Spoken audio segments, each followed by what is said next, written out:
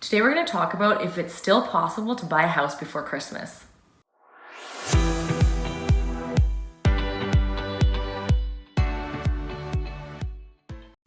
Hi, this is Melody Wilson with the reLife team at Remax Elite, and you might be thinking, are you crazy? It's December 3rd. We have 22 days left before Christmas. I don't even know if I have my Christmas shopping done, and you're saying we can buy a house before Christmas? Absolutely possible. However, the biggest caveat is we got to get something done in the next 5 days, because what you want to do is close before Christmas Eve, because usually lawyers and banks and everything don't operate in full function. Why do we need them to operate full function? Well, on the day of possession, you have money transferring from the bank to the lawyer's trust account, then to the lawyer's trust account, to the seller's trust account. So you want to have that done. Now this year, December 24th is a Tuesday. Monday is the 23rd. Not an ideal day for possession. The last possible day for possession ideally would be December 20th, which is a Friday. People ask a lot of times, why don't you do possessions on the weekend? Well, here's the thing. You can have possession on the 21st. This is the thing. Banks and lawyers are closed on the weekends. So what happens is all the money gets transferred on the Friday. So you're already starting to pay interest on your mortgage. So why not get your home on that Friday versus on the Saturday?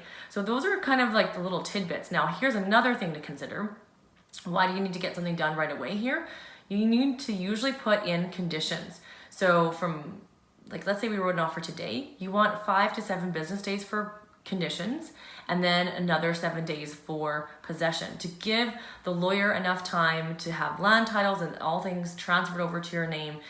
And here's another big caveat. When we go out and look for homes with our buyers, we can get people in ASAP because they've spoken to our mortgage brokers, they've gotten completely pre-approved, everything that they need to do on their end is completely done. So that when we are submitting an offer, all the lender is doing is making sure that the house appraises to what it needs to appraise, and they just get all their checks and balances in. That saves a lot of time to make sure we can get you a quick possession. If you have any questions, whether you're watching this video after Christmas, this still pertains to quick possessions. So give me a call, send me a message. I'd be happy to talk to you about what quick possessions all look like. They typically are more so for vacant properties in the resale market versus new builds, because even though that property is vacant, they still have their processes that they need to have happen, and they schedule things way out in advance. So the resale vacant homes are your way to go.